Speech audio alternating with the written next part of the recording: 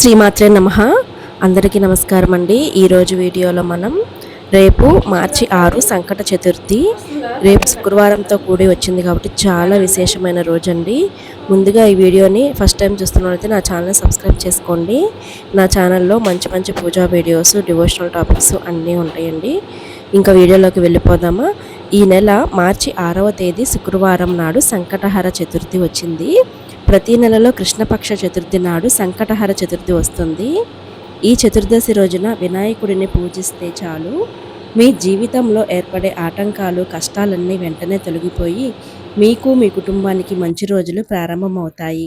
అంతటి శక్తి ఈ సంకటహర చతుర్థి వ్రతానికి ఉంటుంది. చాలా సులభంగా చేసుకునే ఈ వ్రతాన్ని ఒక్కసారి ఆచరించి చూడండి. ఖచ్చితంగా మంచి మార్పును చూస్తారు. సంకటహర చతుర్థి పూజ నియమాలు, పాటించాల్సిన విధి విధానాల గురించి ఈ వీడియోలో తెలుసుకుందాము. ముందుగా ఒక లైక్ చేసి శ్రీ మాత్రే నమః అని కామెంట్ చేయండి. ఈ నెల మార్చి 6వ తేదీ శుక్రవారం నాడు సంకటహర చతుర్థి వచ్చింది. ఈ రోజున ఎవరైతే వినాయకుడిని పూజిస్తారో అలాంటి వారికి ఆయుర ఆరోగ్యాలను, అష్టైశ్వర్యాలను సులభంగా ప్రసాదిస్తానని స్వయంగా ఆ వినాయకుడి వరం ఇచ్చాడట. కాబట్టి ఈ చతుర్దశి రోజున ప్రతి ఒక్కరూ ఉదయాన్నే నిద్రలేచి ఇంట్లో దీపారాధన చేసుకోండి. ఉదయం 9 గంటల లోపు ఇంట్లో దీపారాధన పూర్తి చేసుకోండి. పూజ చేసే ఆడవారు ఇల్లంతా శుభ్రం చేసుకొని తలస్నానం చేసి ఇంటి గడపలకు పసుపు రాసి కుంకుమ బొట్లు పెట్టి ఇంట్లో దీపారాధన చేసుకోండి. పూజ చేసే ఆడవారు ఎరుపు రంగు వస్త్రాలు ధరించి కాళ్లకు పసుపు రాసుకొని పాపిట్లో కుంకుమ బొట్టు పెట్టుకొని మెడలో నల్లపూసలు ధరించి ఈ వ్రతాన్ని చెయ్యాలి. ఈ సంకటహర చతుర్థి వ్రతం కోసం ముందుగానే పూజా సామాగ్రిని సిద్ధం చేసుకోండి. ఎర్రటి మందార పుష్పాలు లేదా ఎర్రటి గులాబీ పూలు, గరిక, పోచలు, అక్షంతలు, కొబ్బరికాయ, అరటిపండ్లు లేదా దానిమ్మ పండ్లు, 2 ఎండు ఖర్జూరాలు, 2 వక్కలు, తమలపాకులు, ముడుపు కట్టడానికి ఒక ఎర్రటి కాటన్ వస్త్రం, వినాయకుని చిత్రపటం లేదా వినాయకుని విగ్రహం. ఈ పూజా సామాగ్రిని మొత్తం ముందుగానే సిద్ధం చేసుకొని పెట్టుకోండి.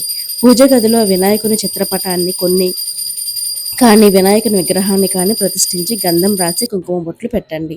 ఎర్ర మందార పూలు మరియు గరిక అంటే గణపతికి చాలా ప్రీతికరమైనవి కాబట్టి ఎర్ర మందార పూలతో గణపతిని అందంగా అలంకరించుకోండి. మందార పూలు అందుబాటులో లేకపోతే గులాబీ పూలతో గణపతిని పూజించండి. అలాగే గణపతి చిత్రపటానికి గరికమాల వెయ్యండి. అయితే గరికమాల వెయ్యలేని వారు 21 గరిక పోచలను తెచ్చుకొని వినాయకుని పటం ముందు పెట్టుకోండి. ఈ విధంగా గణపతిని అందంగా అలంకరించి ఆవు నెయ్యితో కానీ కొబ్బరి నూనెతో కానీ దీపారాధన చేయండి. గణపతి ఫోటో ముందు 2 దీపాలు వెలిగించి ఈ విధంగా గణపతిని పూజిస్తూ ఓం గం గణపతియే నమః అనే మంత్రాన్ని 21 సార్లు జపించండి. ఈరోజు ఈ మంత్రాన్ని చదివితే మీ పూజకు రెట్టింపు పుణ్యఫలితం లభిస్తుంది. ఇక గణపతి పూజలో నైవేద్యంగా దానిమ్మ పండ్లు లేదా అరటి పండ్లను నివేదనగా సమర్పించండి. ఇందులో అతి ముఖ్యమైనది గణపతి ముడుపు కట్టడం. ముడుపు ఎలా కట్టాలంటే ఒక తెల్లటి కాటన్ వస్త్రానికి కానీ ఎరుపు రంగు కాటన్ వస్త్రానికి కానీ తీసుకోండి. ఈ వస్త్రానికి గణపతి ముందు పరిచి వస్త్రానికి 4 వైపులా పసుపు రాసి నీ మనసులో ఉన్న కోరికలను మనసారా గణపతికి చెప్పుకుంటూ 3 గుప్పిళ్ళు బియ్యాన్ని ఆ వస్త్రంలో పోయండి. ఆ తరువాత 2 ఎండు ఖర్జూరాలు, 2 వక్కలు, 11 రూపాయలు దక్షిణం పెట్టి మీ మనసులోని కోరికలను మరోసారి తలుచుకొని ఈ మూడు ముడులు వేసి ముడుపు కట్టండి. ఈ ముడుపును గణపతి ముందు పెట్టి ధూపం సమర్పించి ఒక టెంకాయను పగలగొట్టండి. చివరగా గణపతికి హారతి సమర్పించి చివరగా సంకటహర చతుర్థి వ్రత కథను చదివి 3 ప్రదక్షిణాలు చేసి మీ పూజను ముగించుకోండి. ఈ విధంగా ఉదయాన్నే ఇంట్లో దీపారాధన చేసి మీ దగ్గరలో ఉన్న గణపతి దేవాలయానికి వెళ్ళి గణపతి ఆలయంలో ప్రదక్షిణాలు చేయండి. గణపతి దేవాలయంలో అందుబాటులో లేని వారు ఇంట్లో ప్రదక్షిణలు చేసుకున్నా సరిపోతుంది. ఈ వ్రతాన్ని చేసే ఆడవారు ఉదయం అంతా ఉపవాసం ఉండాలి. కటిక ఉపవాసం లేకుండా పాలు, పండ్లు మరియు సగ్గుబియ్యం స్వీకరించవచ్చు.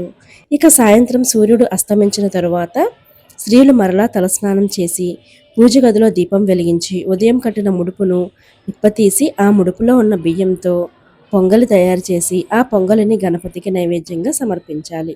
అలాగే ముడుపులో ఉన్న వక్కలు, ఖర్జూరాలు తీసి ప్రసాదంగా స్వీకరించి అలాగే ముడుపులో కట్టిన చిల్లర నాణాలను తీసి మీ బీరువాలో పెట్టుకోండి లేదా గణపతి దేవాలయంలో వెయ్యండి. ఈ విధంగా ఉదయం, సాయంత్రం 2 పూటలా దీపారాధన చేసి ముడుపులో ఉన్న బియ్యంతో వినాయకుడికి నైవేద్యం తయారు చేయాలి. ఉదయం అంతా ఉపవాసం ఉన్న స్త్రీలు సాయంత్రం చంద్రుడిని చూసి మీ ఉపవాసాన్ని విరమించండి. సాయంత్రం పూజలో నివేదించిన నైవేద్యాన్ని మీ కుటుంబం అంతా తప్పనిసరిగా ప్రసాదంగా స్వీకరించాలి. ఈ విధంగా చాలా సులభంగా ఈ వ్రతాన్ని చేయండి. మీ మనసులో ఏది కోరుకున్నా ఖచ్చితంగా నెరవేరుతుంది. అయితే ఈ వ్రతాన్ని ఆచరించడం కష్టమని భావించేవారు ఒక పూట ఉపవాసం ఉండి సంకటనాశన గణేశ స్తోత్రం చదివి మీ దగ్గరలో ఉన్న గణపతి ఆలయానికి సందర్శించినా సరిపోతుంది. ఉపవాసం కూడా చేయలేని వారు కనీసం 4 సార్లు శ్రీ సంకటనాశ గణేశ స్తోత్రాన్ని పఠించండి. నిజానికి ఈ వ్రతం ఎంతో సులువుగా ఉన్నప్పటికీ ఈ వ్రత విధిలో కొన్ని సందేహాలు రావడం సహజం. వినాయక చవితి నాడు తప్ప వినాయకుని పూజలో ఎప్పుడూ తులసి ఆకులు వాడరాదు. అలాగే గణపతి నైవేద్యంగా కుడుములు, ఉండ్రాళ్ళు, అరటికాయలు, పాయసము, నువ్వులు, 21 మోదకాలు ఇలా ఏ నైవేద్యమైనా సమర్పించవచ్చు. ఈ రోజున శుక్రవారం కలిసి వచ్చింది కాబట్టి గణపతితో పాటు లక్ష్మీదేవిని కూడా పూజించండి. అలాగే తులసి కోటల్లో నెయ్యి దీపం వెలిగించి తులసి ప్రదక్షిణలు చేస్తే డబ్బు సమస్యలన్నీ వెంటనే తొలగిపోతాయి. ముఖ్యంగా చదువుకునే విద్యార్థులు ఈ రోజున గణపతి దేవాలయానికి వెళ్ళి గణపతి ముందు 12 గుంజీలు తీయండి. విద్యలో ఆటంకాలు లేకుండా విద్యా బుద్ధులు ప్రాప్తిస్తాయి. ముఖ్యంగా వ్యాపారాలు చేసేవారు మీ దగ్గరలో ఉన్న గణపతి దేవాలయానికి వెళ్ళి గణపతి పాదాల దగ్గర గరికను పెట్టి నమస్కారం చేసుకోండి. మీ వ్యాపారంలో నష్టాలు లేకుండా లాభాలు కలుగుతాయి. అలాగే మీ జాతకంలో అదృష్టం లేకపోతే ఈ శుక్రవారం తప్పనిసరిగా గోమాతకు పచ్చగడ్డిని ఆహారంగా పెట్టి నమస్కారం చేసుకోండి. జాతక దోషాలన్నీ వెంటనే తొలగిపోతాయి. అదృష్టం, ఐశ్వర్యం కలిసొస్తుంది. మీ వంశంలో పితృదోషం ఉంటే మీ కుటుంబం తరచూ సమస్యలు ఏర్పడుతూనే ఉంటాయి. కాబట్టి ఈ శుక్రవారం ప్రతి ఒక్కరూ రావి చెట్టుకు 3 ప్రదక్షిణాలు చేసి రావి చెట్టుకు నమస్కారం చేసుకోండి. ఇక కోర్టు సమస్యలు మరియు శత్రుబాధలతో ఇబ్బంది పడేవారు ఈ సంకటహర చతుర్థి రోజున వినాయకుడి దేవాలయానికి వెళ్ళి గణపతికి మందార పూలు సమర్పించండి. ఈ వ్రతాన్ని చేయడం కుదరని వారు ఇక మంచి బ్రాహ్మణుని పిలిచి అతనితో చేయించుకోవడం సర్వ విధాల శ్రేయస్కరం. ఇక శని దోషాలతో ఇబ్బంది పడేవారు ఈ రోజు బ్రాహ్మణులకు నువ్వులు దానం చేయండి. అలాగే కుటుంబంలో సమస్యలు ఉన్నవారు జిల్లేడు పూలతో గణపతిని పూజిస్తే మీ కుటుంబంలో సమస్యలు లేకుండా సుఖ సంతోషాలు పెరుగుతాయి. అలాగే భార్యాభర్తల మధ్య తరచూ గొడవలు ఏర్పడుతుంటే గణపతి దేవాలయానికి వెళ్ళి గణపతికి అరటి పండ్లను నివేదించండి.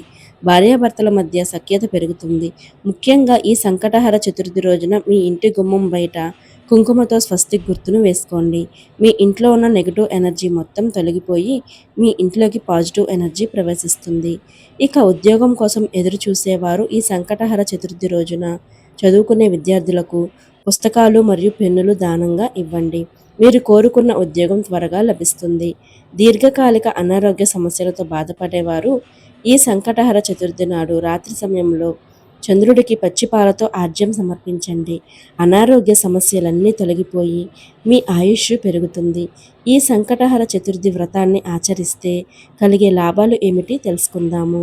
సంతానం లేని వారికి సంతాన ప్రాప్తి, రాజ్యప్రాప్తి, కుజదోష నివారణము, అకాల మృత్యుహారణము, జ్ఞాన ప్రాప్తి, ఆయురారోగ్యాలు, అష్టైశ్వర్యాలు, రుణ విముక్తి, వివాహం కాని వారికి వివాహం, ఇలా మంచి మంచి ఫలితాలు అయితే ఉంటాయండి. ప్రతి దానికి కూడా మనకి గణేశుడి పూజతోనే మనం మొదలు పెడతాం కాబట్టి ఇలా అనేక బాధలన్నీ కూడా తొలగిపోతాయండి. ప్రతి నెల చేస్తూ ఉంటే మీ కుటుంబంలో కష్టాలు లేకుండా సుఖ సంతోషాలు